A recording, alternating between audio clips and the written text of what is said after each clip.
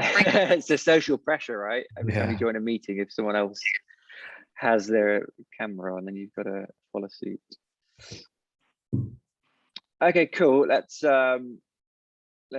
crack on.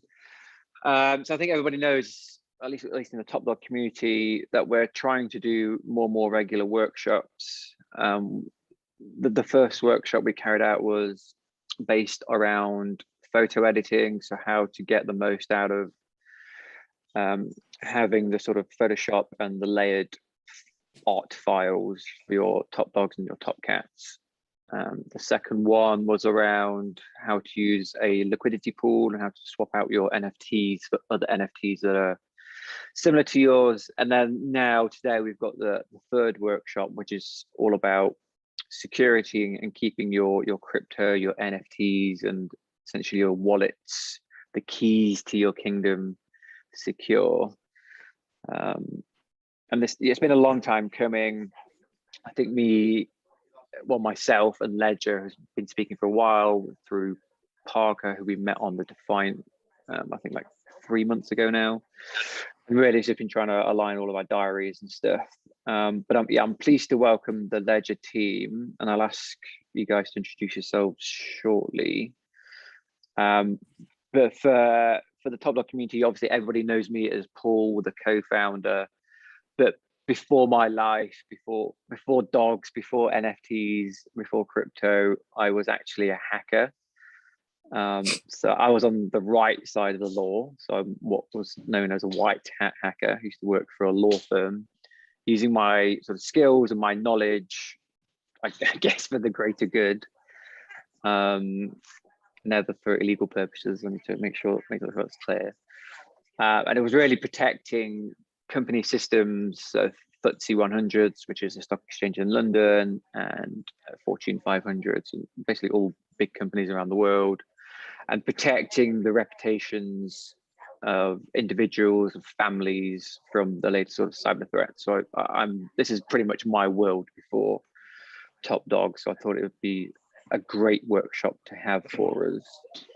I'm just going to pass over to Ledger. I know we've got Mo to sort of introduce yourselves. I'm not sure if Cyril on the, yeah, I think we've got Cyril as well. Yeah, we've got Cyril as well. Parker will join at some point, but he has a packed schedule.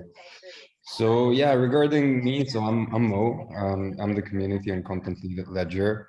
My job is to make sure that you folks have the right information and knowledge, as well as the right tools in order to safely navigate the space. So I work on a variety of different projects with Cyril, who's on the call as well, and Ariel. We have a platform, an educational platform that's called the Ledger Academy. So on it, you can find, different articles and videos and tutorials about everything related to hardware wallet security, as well as anything related to Web3, blockchains, crypto tokens, and so on. We also have a YouTube show. Oh, sorry, I'm not sure if it's you, but there's some background noise coming from somewhere. It sounds like a TV or something. Oh, that's not me. Okay, sorry. If anybody's not speaking, can you just mute yourselves, please? Oh, it's gone. Sorry, Mo, go ahead. No worries. So yeah, what I was saying is that, our approach to education is just to make sure that the space isn't as intimidating as it used to be. So we try and, making sure that we develop a variety of different content, some of it for newbies, some of it for more intermediate people. So we have a TV show called Down the Rabbit Hole. We also work on a YouTube show called School of Block. And we have a podcast. So yeah, just a variety of different content to make sure that you guys have the knowledge that's necessary for you to, enjoy the Web3 experience and safely navigate it. Yeah, and that's the thing about this space, isn't it? It's so new, and people are still learning and understanding, myself included, and scammers and hackers are essentially in their force trying to take full advantage of that. But I think the aim of today is really to just give you an understanding of what's out there, like what scams are happening right now, what are people falling for, where people have tripped up, and then really, I guess, analyzing those and understanding how we can not fall for the same scams and how we can just up our security. And that comes in a variety of different ways, which we'll cover, I guess, throughout the workshop. One of them is going to be, I guess, increasing your physical security. So perhaps using a hardware wallet like Ledger, which we'll come on to, but also just stopping and thinking about, like, just what am I actually doing? I'm clicking this link, I'm giving away my seed phrase. Perhaps I shouldn't do that. We'll come on to that. But what I want to do is sort of just have a look at what's actually happening out there now. So how are people getting scammed? And if you think about sort of crypto, generally, the great thing about crypto is that you are your own custodian, you are your own bank, you own the keys to your own kingdom, and that's brilliant because you're not held by a central bank or a government or whatever. You can do whatever you want with your assets. Of course, it comes with the cons. If you think about a traditional bank, and if you were scammed and you sent money where you weren't supposed to send money, usually your bank can sort of reverse that or refund you, or you have insurance to sort of cover that loss. But with crypto, if you are scammed, if you are scammed and you send money or your NFTs or assets to somewhere else, it is irreversible. You've got no recourse there. They're pretty much gone. So it's really, really important that you own your own security and you understand about these scams and how you can best protect yourself. There actually are, I don't know if any are live, but they're definitely coming through that I'm seeing, what's called crypto insurance. So you can take out a policy to protect your assets, whether it's ETH, NFTs, and if you are, I'm not sure on the wording, I don't know if you get scammed and then you can claim on your policy, but at least if you get hacked of some sort, then there's a potential recourse through insurance there, which is really interesting. And I think we'll definitely start seeing more of that over the coming years. So yeah, I mean, these two tweets, I think the first one on the left is pretty much sums it up, right? Fuck. I think that's the first feeling and one of the emotions of anger you go through. I don't know if anybody on it has been scammed. Thankfully, I haven't. I know a few people in our Top Dog community have been scammed of their dogs. So I sort of know secondhand how that feels. But to sum it up on a tweet, I think that one pretty much does a good job on the left there. And if you think about it, like we are all emotional creatures. We're all humans, and at the end of the day, we're going to make mistakes. We wouldn't be human if we didn't make these mistakes. And when our emotions are high, or when we're stressed, or when we're not particularly paying attention, or when we're busy, that's when, I guess, scams and hacks are more likely to happen. They know this and they take advantage of this. Essentially, security it's a human problem, and it's playing on human emotions. When I was working in security, we'd usually have these assignments of trying to physically break into offices. We'd obviously have the approval of the CEO or the COO or something like that. And a usual tactic we would take is we would, somebody on the team was a female member, and we'd make it out so she looked pregnant, would give her a fake bump, and she's on the phone, so she's sort of rushing around, the phone to her ear, she's maybe eating a banana, she's pretending to be on the phone to a babysitter or childcare or something like that, and just like she looks really stressed and she's just almost to tears, and she's at the front of the office and she's like patting her jacket, trying to get in. Oh, where's my key card? I can't find my key card.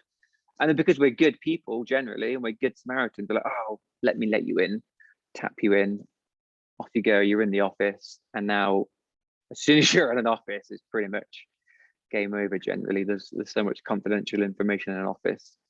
And that's essentially what scammers and hackers are playing on. It's our emotions. And we'll come back to that towards the end. But in these two instances, on the left, Jeff, you can see the date there actually, August 24th, he was scammed, I think, $420,000 of apes and cool cats. And then the tweet on the right I don't know if you can see the date at the bottom, it's actually less than 24 hours after. Somebody else got scammed by the same scam, stole all of his apes, One Forces, World Women, which is over $1 million. Like that, I don't know what, I literally don't know what I would do if that happened. That's just a lot of money, right? It's crazy. But yeah, I mean, people are getting scammed out there, and these people are, I think they would classify themselves as not newbies, like that they are generally clued up and generally are aware of the type of scams that happen. But it's more because they said so in the latest tweet, actually, is because they were just stressed, in a hurry, tried to do something and they weren't particularly paying attention. So last night, actually, what I did was try to get scammed myself. So I'm in the OpenSea Discord, and to be fair, that's where a lot of scams come from and a lot of scams start. And the top left message there, I literally just put in the support or the general channel, can somebody from the team please DM me, everyone needs some support? And then literally minutes later, I get a friend request from Brian. Obviously, you can sort of see the green tick, which all the OpenSea team have in their username. It says OpenSea at the end. It's got the OpenSea logo. Okay, fine. It looks legit. Look at his profile. About me. We've got OpenSea support. Fine. Okay. It's good. OpenSea are on it and they want to help me. All good, right? I'm sure we've received similar DMs. And then we start to have this conversation, and he asked me, what can I do to help? And it's actually all quite professional. I didn't really get any, I guess, inklings that something was wrong. Normally there's bad spelling or there's bad grammar, or especially some of these scammers, they're maybe from a country that's English isn't their first language. So you can usually tell that something's not particularly right, especially because OpenSea are a company in the US and all their support staff is in the US. But this message was like, it was pretty much perfect, apart from, I think, one reply. He goes, "Sorry, mate." I don't think OpenSea support are talking like that. But essentially, we build up this rapport, and he tells me to go to this website, which I'm going to bring up now. Actually, just give me 1 second. And click on the link. I'm gonna do what I tell people never to do, and click on a link. So smartdappsvalidation.net. It's gonna be interesting.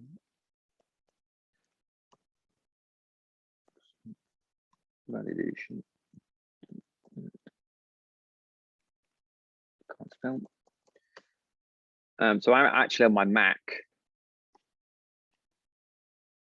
I think it's smartdappsvalidation.net.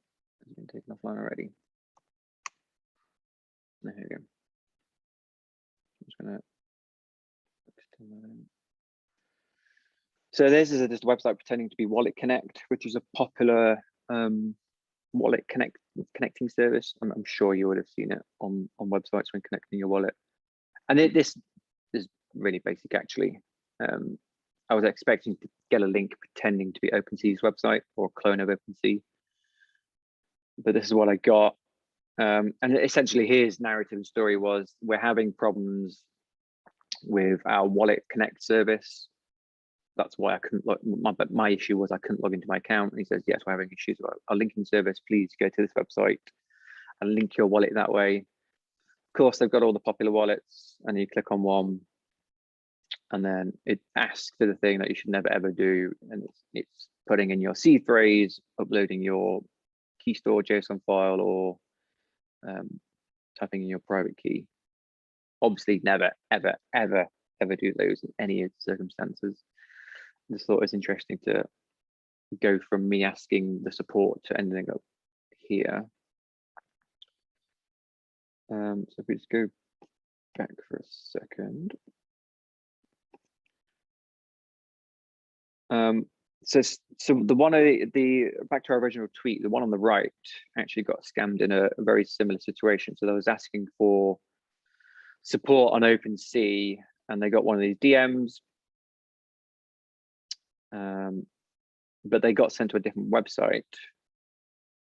sorry, they didn't get sent to a different website. The OpenSea support guy said, "Can you share your screen with me, please?" So of course, the person obliged, and he just wanted to get the issue sorted, so they screen shared. And he said in a follow-up tweet, like he was quite wary of, he obviously knew not to give passwords away, not to give private keys away. And he knew this. What he didn't know was about this QR code. So the screenshot on here at the minute is, if you go into your MetaMask wallet and you click on account details, you get this QR code. Now that QR code is essentially your private key. So one of the scammers just asked him, "Oh, can we just check a setting in your MetaMask?" The person getting scammed knew just checking a setting is not going to expose anything. You can't view your private key in there. And through there, he basically flashed up the QR code on his screen for a second. They screenshotted it, and that was it. It was game over. They had access to his whole wallet. So if anybody sees his QR code, they've got full access to your wallet. So just be really, really careful, and just basically don't. If anyone OpenSea support or anybody from any project is asking you to screen share, just don't do it. And protect that QR code with your life, I guess.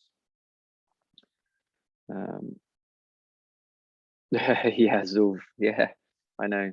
It's scary stuff, right? I actually think they've removed that one after Jeff's spam and Sorod. Because Yeah, it was an attack vector that was just so critical that they had to do something about it. yeah, they've now put it behind another screen. So I think you have to actually click into it, click reveal or something. Yeah. But it's actually really good of MetaMask support to do that. And I think it just shows that this space is so new, and it's changing all the time, and it's evolving, and that's why these scams are so ripe, is because we're basically back like in the late 90s, early 2000s of the internet days, where scams and hacks were happening all the time, and they were just easy. Like these days, it's generally hard to get hacked or scammed outside of crypto. Sort of another scam that we're seeing is phishing scams. Like these are ripe, not even related to crypto. Phishing happens all the time. And again, back in my old job, phishing would be the #1 way to get into a company. And you just need to build up a sort of a story or a narrative, and tag on a sense of urgency or action that's needed. And 9 times out of 10, you can, if you're targeting a company with 1,000, 5,000 people, you will be guaranteed to get access, because there's always going to be one person that falls for it. And we used to call it the human firewall. So if you think about IT and cybersecurity, you have all these sort of fancy AI, machine learning, security tools and hardware firewalls that costs thousands, tens of thousands, even hundreds of thousands. But at the end of the day, like humans, employees are your weakest link. So all it takes is one person to click a link, or to give a password away, or to send a confidential document somewhere, and that's pretty much it.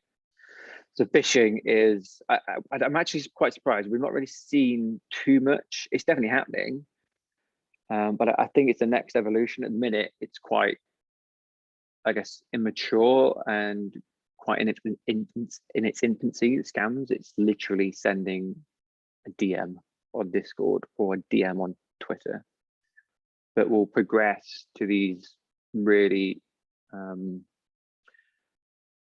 guess, legitimate looking phishing emails. So the one on the screen right now, I'm sure if anyone's a collector, or if anyone's even a creator and they sell an item on OpenSea, this is like the best email you could ever receive. Like, your item sold, awesome, made some money, made some dollar. But there's actually it's a phishing email. So imagine if you have an ape in your wallet, and the floor price is 30 ETH, and then this particular ape, you've listed it for 80 ETH. But for some reason, the email is saying you sold it for 8.6. So you look at the email and you panic. You go, "Oh my God, what the hell? How the hell have I sold this ape for like 8.6 ETH? What the hell?" What's the first thing you're going to do? You're going to click on the view item link, right? Of course, there's a phishing email. So it's going to go to what looks like a legitimate OpenSea page showing your ape and everything looks good. And then it's asking you to log in with your wallet. Fine, log in with your wallet, and then it's asking you to do an approval or something. You need to approve your token suspending or something like that. And again, you're in a panic. You're just like, what the hell's going on? You just click yes, yes, yes, yes, fine, whatever. Next minute, you know, everything's gone from your wallet. Your actual ape's gone. Everything's gone. So it's just being wary of email scams, of phishing scams, especially ones that are portraying to be OpenSea. There's different things you can do to look out for those particular scams. Usually, obviously the from address is a giveaway, but that can be spoofed. The best thing to do is if you get an email like this and you're thinking to yourself, hang on, I didn't list this, or hang on, that price isn't right, or something isn't quite right, just go directly to opensea.io. Just don't click on the link in the email, but go direct from a bookmark that you have or that you use every day or something like that. I think this is quite unusual because for it to happen, the attacker or the scammer is going to need your wallet address and your email address, and they're quite hard to pair together.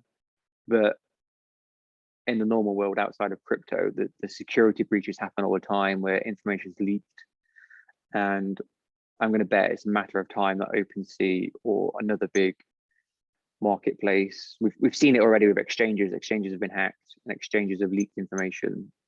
It's going to happen, it's guaranteed. OpenSea will get a hack at some point and some information will get released where it has your wallet, your email address, and then hackers will use that information against you. Just be wary, I suppose.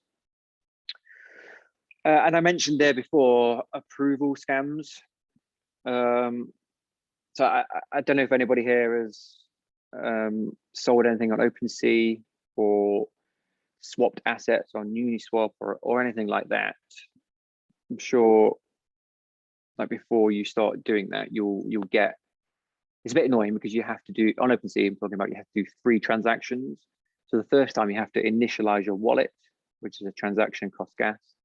The second time you want to sell from a collection, you have to approve the collection, and then the third action is actually listing the item. So it can be a bit annoying. But the middle step there, approving, is what can catch people out.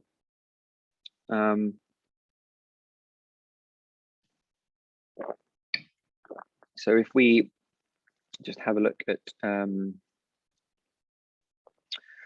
I going to do this? I've got a weird setup going on right now because I'm on my Mac, remote desktop into my computer. I'm just going to get rid of that. Okay, so I have this Gutter Dog in my wallet. It's owned by me. If I wanted to sell this, obviously I'm going to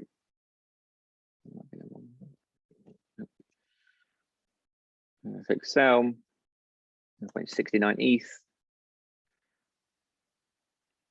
And this is what I was talking about. So OpenSea is going to ask me to approve the token for spending. So what this means is that obviously I own the Gutter Dog token in my wallet, but I want to sell it on OpenSea. So OpenSea need to essentially get permission to do that. So I need to grant them permission to access my NFT. And I do that by sending a blockchain transaction. It's going to cost me $16 in gas. And it's this function here, so set approval for all. Now this is interesting because the set approval for all function, it behind the scenes, what it does is it will allow OpenSea to spend, even though I'm listing this one Gutter Dog, so number 775, behind the scenes, it allows OpenSea to spend all of my Gutter Dogs, which is important. So keep that in mind because it's really important to know. I'm going to cancel that for now. So the way people can get scammed is if you're on a new website. Maybe I can show you our top dog one. I think it's offline now, isn't it? The portalizer. Here it is. Okay. So if you're going to a new website and it's asking you to, I don't know, okay, let's say you want to mint a new token, and I think this might happen for, at least it's going to happen because it's so right. I think about like, how would I scam people, or hacker mindset, not that I'm scamming people, but to protect myself. And one thing that I can see happening is there's this really hyped up new mint, new drop. Everything looks legit. The art looks insane. It's got good names behind it. But essentially it's a rug pull, and they ask you to the website, they ask you to mint.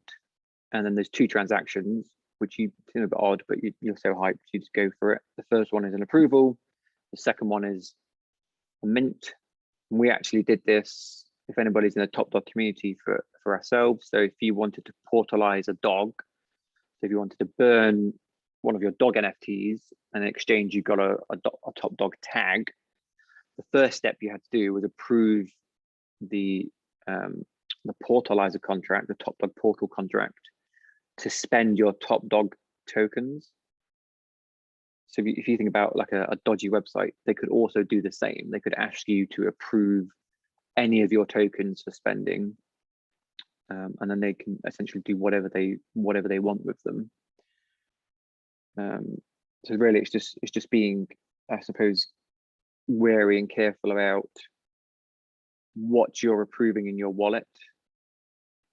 If anything is asking you to approve anything, just take a step back and just go, does this make sense? Like if you're minting, you should never ever really need to approve anything. And there's actually really loving how you're laying that out, actually, because this is something we're working on, especially with blind signing. We also have Hugo on the call. He hasn't said anything yet, but he's the expert of Ledger Live and the kind of my tech counterpart. He's been working a lot on blind signing, so I think his input also would be interesting on this. But yeah, very interesting. Love how you're laying that out. Most of the scams, it's super interesting for everyone to, be able to spot the red flags, because once you can spot the red flags, then the experience becomes much more safe, and you'll have peace of mind at the end of the day if you know how to spot them. So yeah, exactly. I just want to quickly show you guys actually. So I love these. Etherscan is the best website ever. So Etherscan added a new tool called token approvals. So if you pop your wallet address in there, I'm in a sandbox here. My wallet. If I take my wallet address, it will basically give you a list of all tokens you've approved contracts to spend. Now mine's pretty boring. So I've got the Wyvern token transfer, which is OpenSea, can spend an unlimited amount of my WF. I've got Uniswap spending an unlimited amount of my Engine coin, my Graph coins, my Link coins, my Top Dog liquidity pool tokens, my Snacks tokens. So Uniswap can spend my Snacks. And then this one, I looked at it yesterday and I actually had no idea what this is. I was like, hang on a minute, what the hell is this? It's Sushi Swap's contract, so it's absolutely fine. But it's just it's worth just checking. So going to Etherscan, going to tools, token approvals, and just popping your wallet addressing and just seeing what contracts have access to spend what. And then if you spot something that you're not using anymore, or if you want to just revoke it, there's a button here to do that. So you just have to connect your wallet first. Obviously, Etherscan is legit, so you can connect your wallet safely. And then you just click on the revoke button. Of course, it's a transaction on the blockchain. It's going to cost gas. It sucks, but if you don't know what it is, or if you don't need it, I'd definitely recommend just checking that, and maybe even going through it like once a month or something, just setting up a routine reminder to do it. Maybe even more regularly if you're more active in trading on your wallet. But you might see like I don't know, a contract that doesn't quite make sense in there, and especially if you can spend an unlimited amount. what would if you have a more active wallet, what Etherscan gives you is a risk exposure score up here. I have nothing in there a minute because I don't have any of these assets in that wallet. But if I had 10,000 graph or 10,000 eng in my wallet, it'd say my risk exposure is that, because if Uniswap gets hacked or their contract gets taken over or whatever, or if they turn into bad actors, I'm sure they're not going to, then I could potentially lose my graph and engine because their contract is approved to spend my tokens. It's really good just to do some housekeeping regularly and just check out that tool. And like I said, like this space is so new and there's everything's changing so quickly. I want to see, and it's on my list as well personally, to build out more tools like this, like more tools that help us step up our security.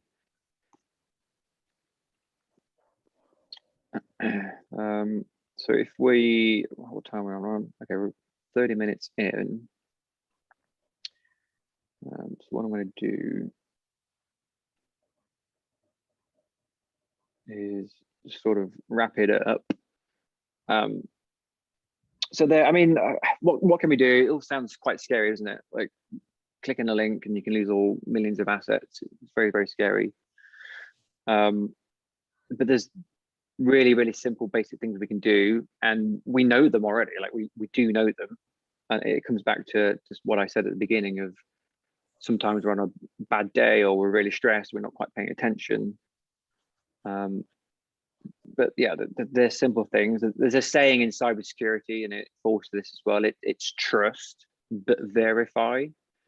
So generally be trusting of people, otherwise you're not going to function in society. Like if you don't trust people by their word or whatever. But if it's asking you to take any action or if asking you to do anything, verify who they are. There's always good rules of thumbs, and that is just if you get you're okay. If you get sent a link in a DM, just don't click it. Just don't even bother, especially if it's pretending to be OpenSea or be a team member of a high profile project. Like I'm a collector myself, and I'm in many discords, so many discords, and I generally can't remember one instance of a team saying we will DM you first. Like it's a blanket rule of not any team will DM you first. So if that happens, just ignore it. Just don't even entertain it. Just ignore it. And just be wary of connecting your wallets to unknown websites. If you get a bit of a gut feeling like, oh, this isn't quite right, but you really want to mint something and because you don't want to miss out on an opportunity, that's okay. Just be a bit wary. My rule of thumb is just create a new wallet. It literally takes you 10 seconds to create a new wallet. In MetaMask, you can just go to account details, create new. That's it. You've got a new wallet. Of course, you need to transfer some funds to that wallet, but again, it can take you less than a minute or two, especially if you don't want to miss an opportunity, but you want to be safe and secure. Create a new wallet. If that wallet gets compromised, it's not at least it's not your primary wallet. It's not got all your assets in. The good old saying of if it's true, if it's too good to be true, then it probably is. Like if you're getting, there's a lot of scams going around at the minute, like Cool Cats or Dead Fellas or Ghosts or whatever are doing another second stealth drop. And it's going to be like cheap. It's going to be 0.01 or something ridiculous when the floor price is there's like 10x. It's too good to be true. It's a scam. Don't fall for it. And then just I get back to what I was saying at the beginning again, like hackers and scammers will rely on us just being in a bit of a panic, or we need some urgent support, or we're having a bad day. Like again, just go with your gut. If something didn't feel quite right, just stop, just take a second, just breathe and just think about like, okay, what am I actually doing? Should I be doing this? No. Can it wait until tomorrow? Is it really life and death? Can I actually take some time to verify what website I'm clicking on, who I'm talking to, or whatever is legit? Yeah, just take a step back, I guess, and just verify what you're doing. Which brings me nicely onto my last point, Mo. and potentially upgrading the security with a hardware wallet such as Ledger.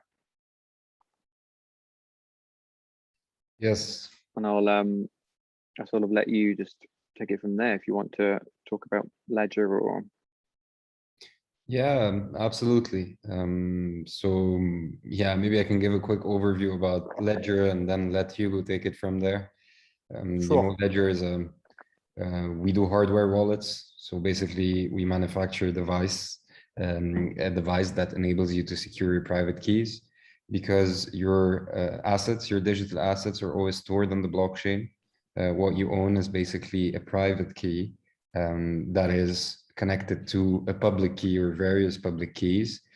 So basically, if I can provide you with an analogy, the public key would be kind of like the mailbox. Anyone can, send you a letter, and the private key is the only key that can open this mailbox. So as long as you can protect your private key in a secure device, you have access to your digital assets, whether it be NFTs, crypto tokens, or coins. If you lose this private key, or if your private key gets compromised, this is when the situation starts getting critical. So at Ledger, we have a hardware component to the solution, but we also have the software component to the solution, which is Ledger Live. So this would be kind of like the app store to your iPhone. So through the Ledger Live application that comes with the Ledger, with the hardware wallet, you have a variety of different services that enable you to manage, buy, sell, grow your assets from within the security of the Ledger ecosystem.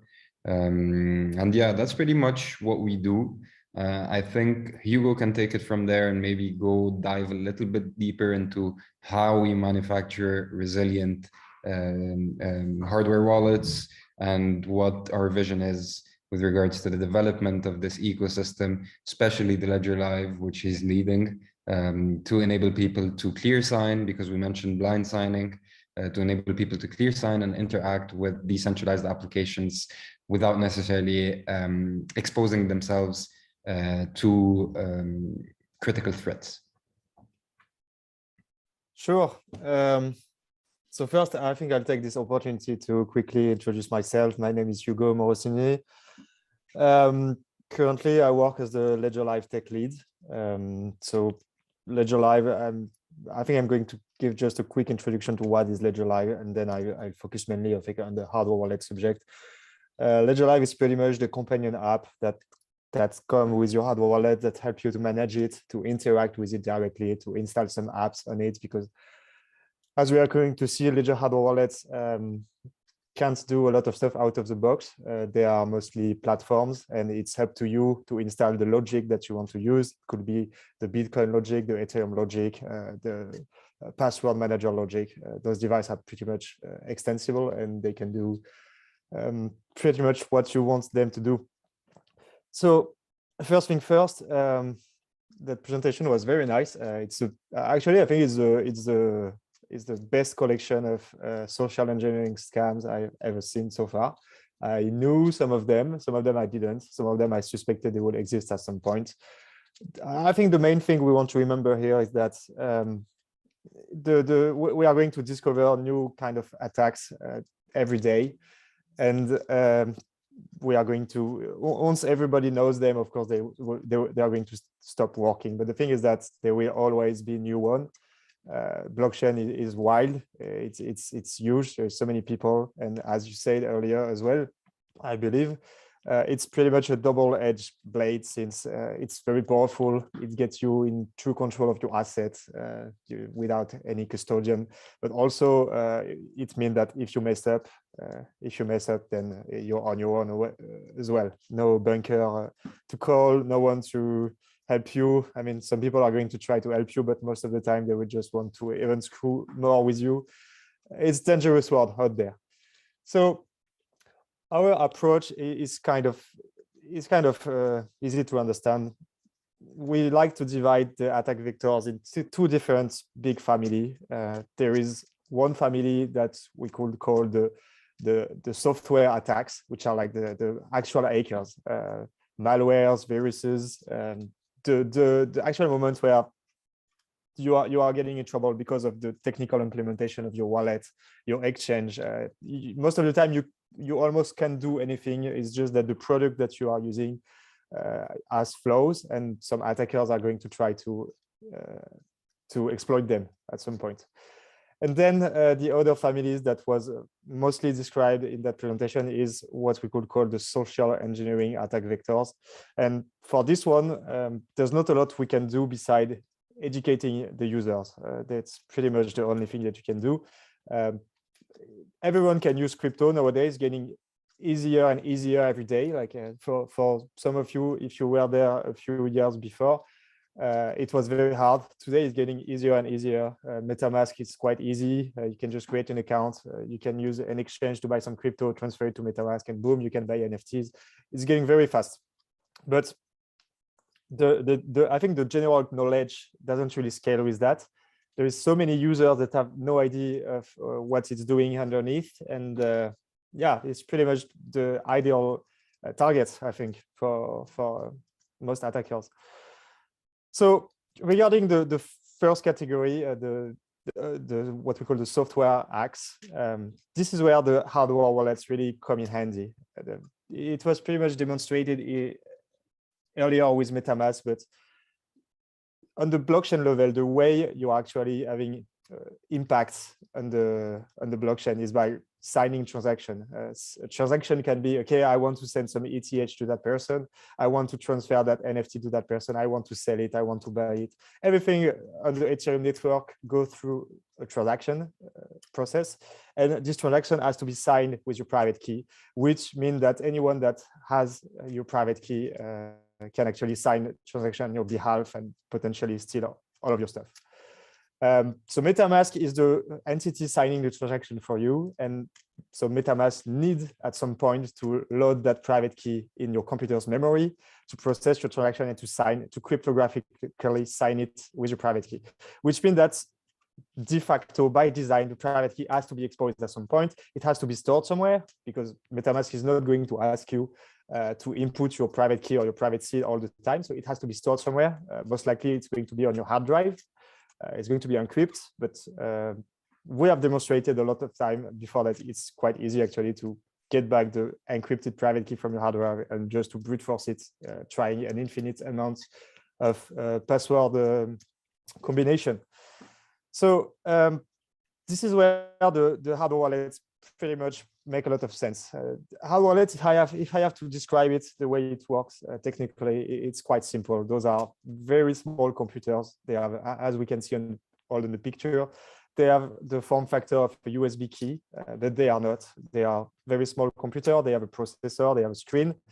They have two buttons that let you interact with it. We can't really see it on the screen, but they are on the top. So below the two index of the person using it.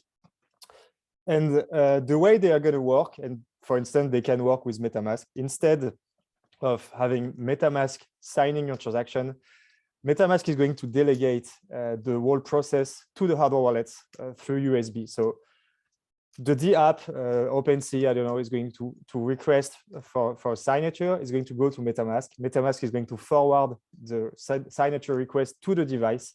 The device is going to analyze it. It's going to show it on the screen, which is why it's called a secure display, trusted display. And then you actually get to confirm or to reject the signature.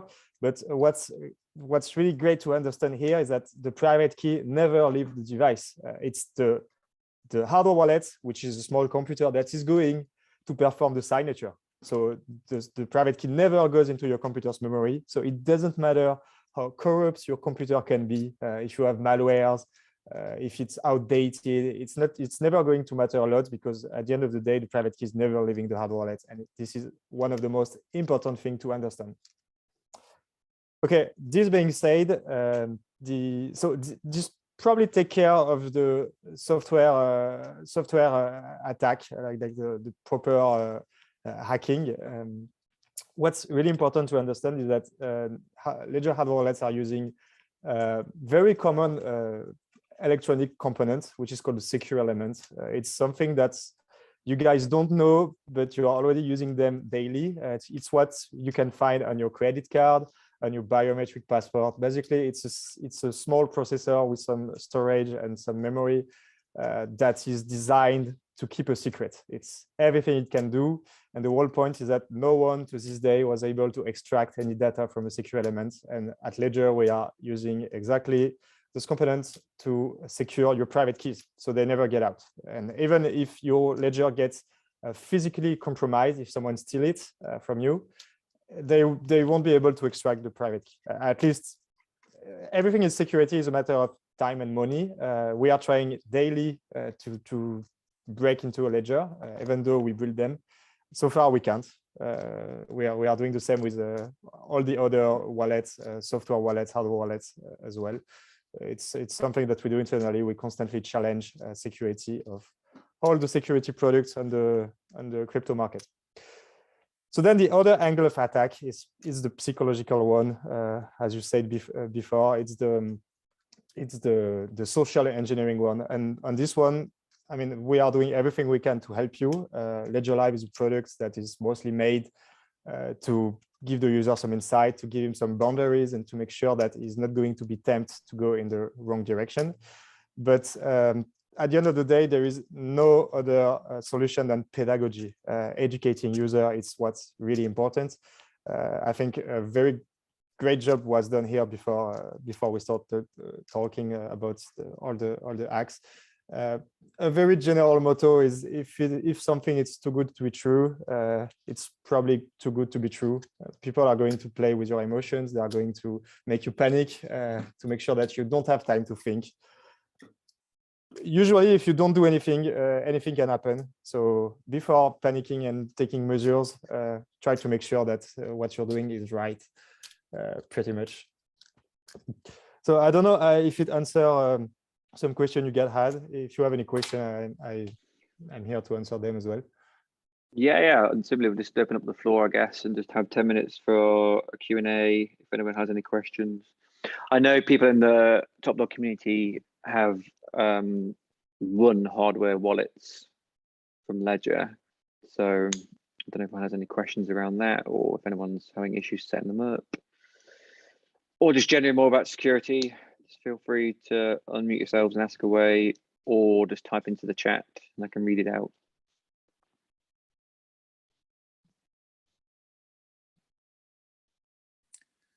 Hi guys, I got a question if possible. Sure. So just obviously a USB device, etc. Thinking about how I currently operate, which is I use my corporate laptop and my real life day job to go ahead and do my trading and my activity on OpenSea, etc. Connecting something USB wise, I assume it's on my company policy. Can they block certain things in terms of that? Would Ledger typically fall into something that a firewall that's on a corporate laptop would block, or does it? Have you had examples where it works, etc.? It's a good question. I mean, from my side, when we used to implement security policies for businesses, we usually say block anything that's not a keyboard or a mouse. So Ledger would fall under that. I imagine Ledger sort of shows itself to the computer as almost a USB memory drive. Is that right, or is it? No, not really. I know it looks a lot like a memory drive. It really has nothing to do. It's not a storage device. You can store. You can put your folders. No, I know, but in terms of the USB host, that's how it presents itself. So I guess that's not. Honestly, if your company has a firewall, I think it's more going to be a whitelist than a blacklist. So they must have that whitelist concept with all the stuff that they want. There is an infinite amount of potential USB device with different functionality and IDs. There is an ID system, a vendor ID with a USB product. So I guess they just have a whitelist, and everything that's in the whitelist can be used. Everything that's not cannot be used. I don't think they are doing like technical analysis on what you plug. It's just if it's on the list, it can get in. If it's not, then ask for it. Maybe you should contact your network administrator. I don't know who manages that in your company, but to try to add it to the whitelist if it makes sense. But yeah, I don't really have any other input on that. I mean, I think it's even good practice just not even plug it into a work laptop entirely. Just keep it separate and keep it personal. Yeah, probably stop being stingy by a personal laptop. Probably better. Yeah, I mean, you're most likely breaking company policy. Yeah, probably. Trading and work hours probably not encouraged, but no, good answer. Thank you, guys.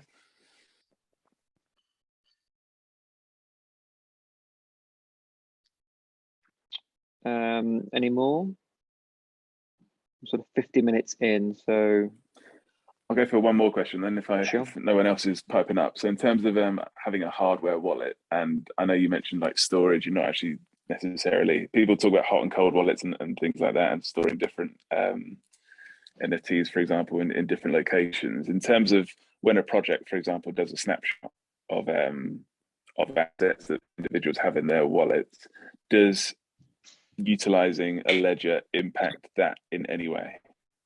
No, not at all. It's not like with exchanges. It's a real Ethereum address. It's a real Ethereum wallet. So no one can see a difference between an Ethereum wallet that is on a ledger or on a MetaMask. It's exactly the same interface. It's an Ethereum address. It's a private key. Works exactly the same. Yep. Cool. Thank you. You're welcome.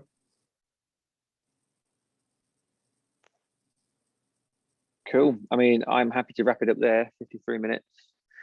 Gonna go get some lunch. I can smell lunch cooking. If nobody else has any questions, Hansel, I saw you unmute yourself. Hello. Hi. Can you hear me? Yes, we can. Yeah. So I have a question. So whenever I connect my MetaMask to my ledger, it shows that I have lots of empty accounts with the balance of 0 each. So are all these accounts mine? Can I transfer my coins to any of these accounts? Yeah. So actually, yes, but also no. The way we can derivate a seed, like your 24-word seed into accounts. Actually, there is an infinite amount of possible accounts. They are all here. Okay. It's all deterministic. I can take your seed and then going to derivate it to the first account and to the second, and I can do it with a million accounts if I want. And the only way, so you don't really create an account. All the accounts are already there, but the way it works when we are doing what we call account scanning is that we are going to check your first account. We're going to look, okay, does this account have some transaction history? Is it used? Then if it's the case, we're going to check the second one, etc. But I think MetaMask doesn't really do that. So they just show you a list of empty accounts. But yeah, it doesn't really matter as long as your first account is probably the one you are using daily. But okay. That's it. So this shows like the first time that I have over 300 to 400 accounts. So there are like 10 pages of accounts, which each page like 10, 20 accounts for each page. I was really wondering if these all accounts are mine or somebody else's. So if I transfer my coins to somebody else's account, then it would be impossible to retrieve. So that's they are all why yours. They are all yours. Yeah. Oh, okay. Thank you. You're welcome.